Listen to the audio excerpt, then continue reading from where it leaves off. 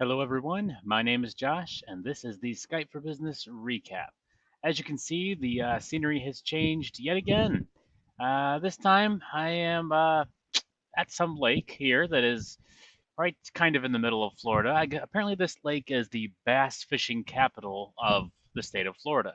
Um, I'm not really a fisherman, so I don't know the significance there, but sounds pretty cool, right?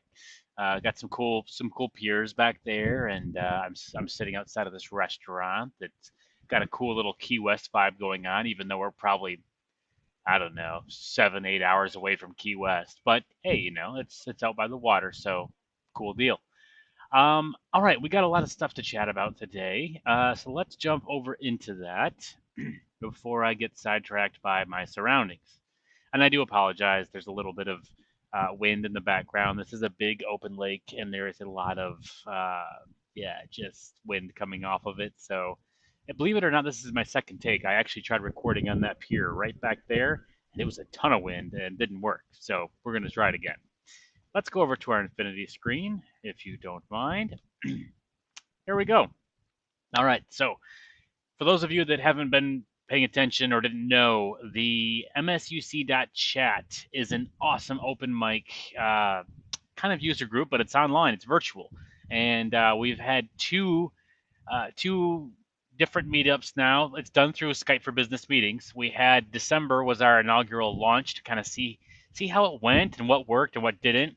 And we had our at the end of January our second meetup, and that was great.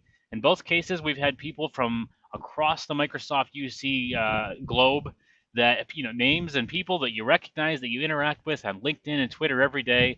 And we all got together and we're talking about the latest topics and asking questions and answering questions and getting to know each other a bit more, if not directly in person, face to face, or via audio or via IM as well. We had a lot of people that were just joined IMing. So good stuff there.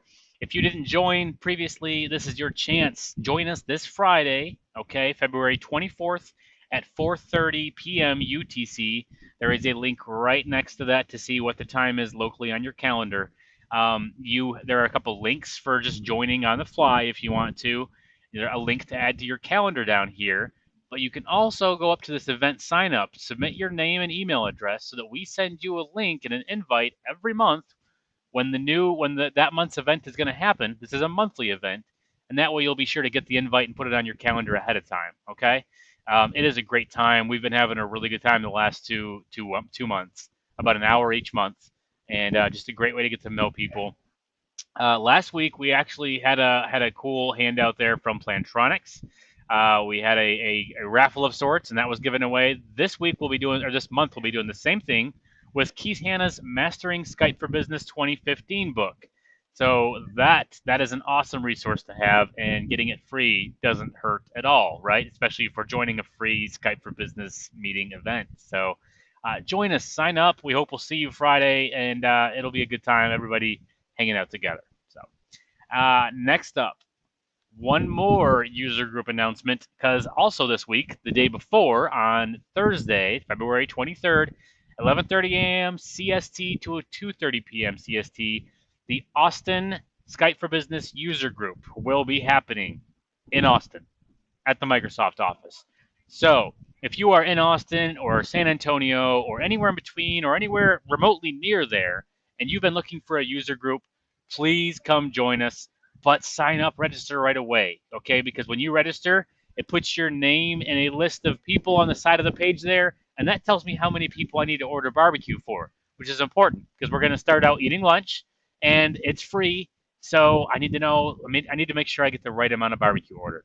If you're anywhere in the area, register now. Join us. There will, of course, be giveaways from a vendor as usual. Free lunch. We're going to be having a presentation on enterprise voice.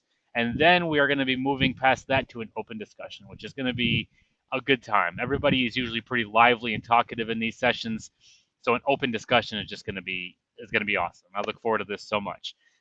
Please register. Let me know you're coming. And if you're not anywhere near that area, you're somewhere else in the United States, there are plenty of other locations on this website that have user groups happening over the next several weeks.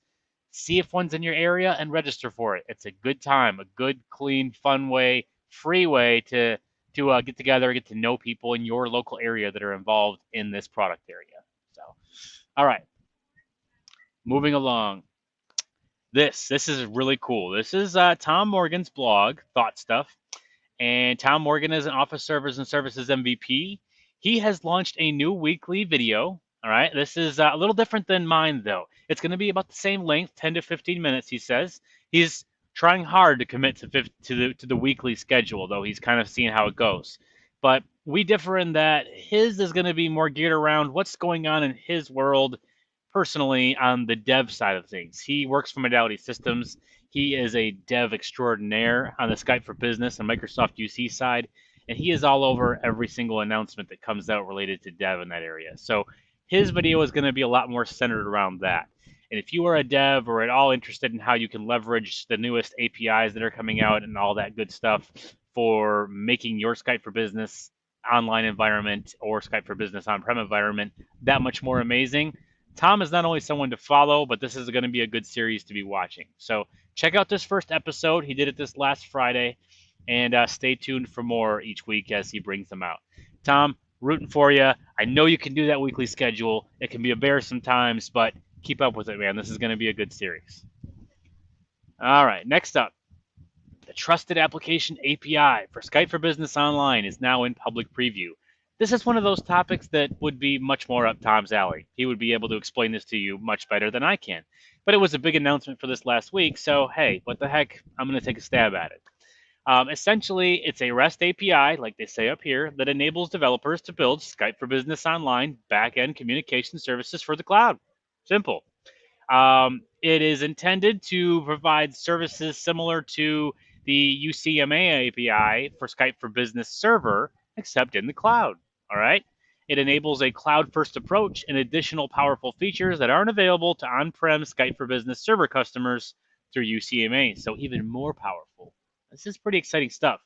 What can you use this for? So for people that aren't just devs and they're already geeking out on these first few words I've said, what is this? What does this mean for everybody else? What can this do? What is the API going to deliver to us? Here are some key use cases for this. Meeting management. Schedule or manage on-demand meetings like a contact center application does. Create an on-demand meeting to handle customer calls and add customer service reps to the meeting. Attendant console. You can set up voice-based call answering and routing bots. This is sounding cool, right? Value add solutions.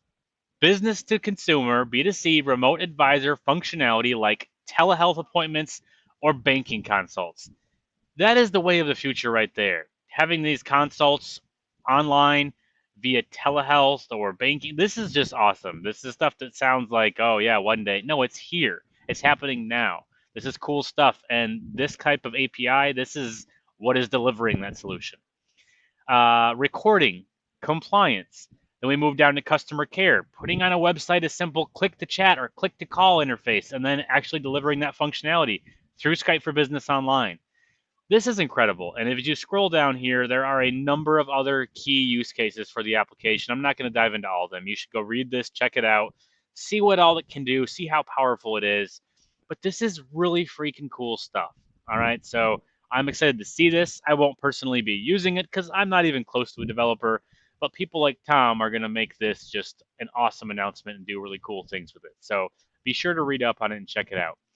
I'm going to move over to Tom's blog again. Okay. Tom had another good blog post on something that was announced this week.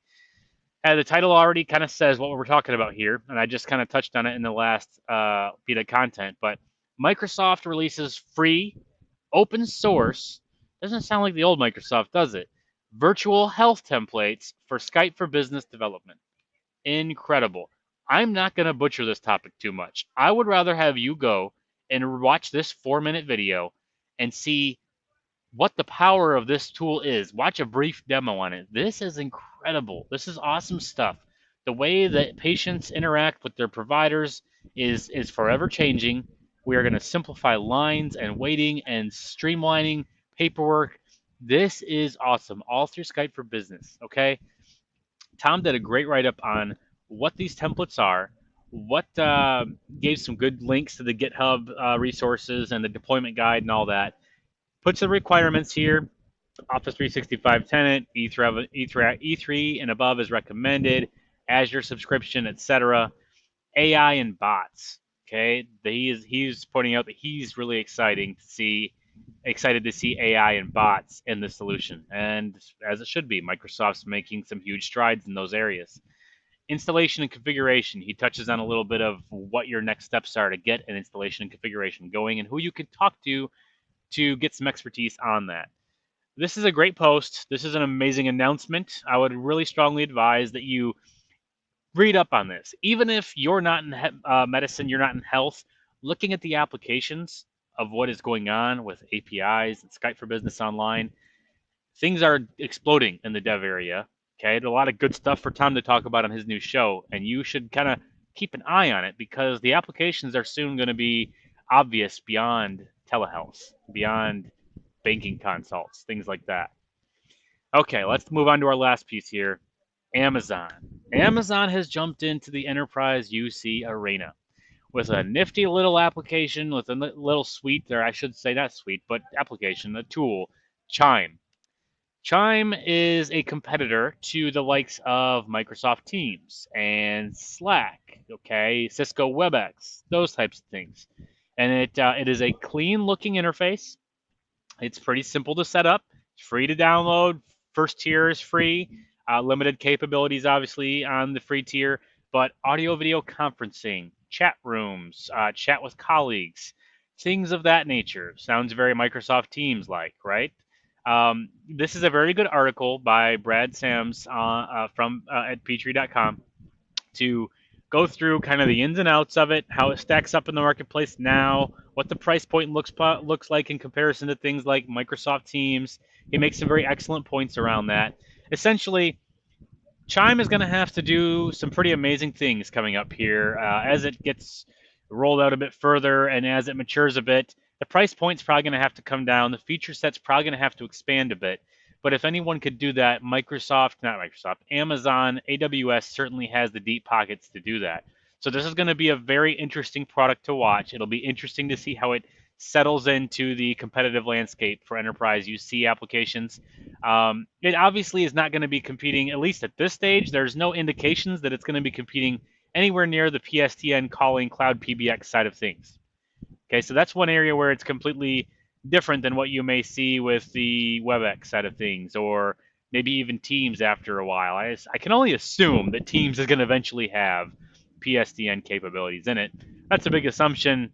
It's unfounded. I don't have anything that I have seen to indicate that, but I can't see how it wouldn't as time goes on. You know what I mean? So it'll be interesting to see how Chime fits in there, where they go from this launch point, and how quickly it gets adopted. Okay, there's already a lot of content being generated on it. It was a pretty big announcement for a new entrant into this field. So check it out. Get a feel for it, and let us know what you think. Put your thoughts out there on LinkedIn, on Twitter, all that good stuff. You know, it's a very interesting evolution of the competitive landscape, and I'm watching it very closely and carefully. So, okay, let's jump back over to the Infinity screen. There we go. Back over to my camera. All right. Again, apologize for the dim lighting and a little bit of the background noise. At least it was an interesting change of scenery today, right? And this coming week, as I am back in Texas for the user group, I will be reunited with my hat. So perhaps next week when I do the show, it'll be a little bit of back to normal with the hat once again. So yeah, be watching out for that if you're one of the few individuals who have thought that I'm committing a cardinal sin by not doing this show with the hat. So it has, after all, to your credit, been a staple since pretty much day one. So yeah, anyway, let's move on. Thank you guys for watching. Thanks for tuning in. As always, please retweet, share on LinkedIn or wherever else you might find it convenient to share. I hope the show is helpful to you, informative, or that you at least get a laugh out of it as usual. Please, I haven't asked for feedback in a while, but if you've got feedback, if you've got thoughts on how I can make this better, something you maybe would like to see in the show, how I can change things up to keep it fresh and new, let me know. Feedback of any kind is always welcome. Thank you guys. You have a great rest of your week, and we will talk to you hopefully at the end of this coming week. Until then, adios.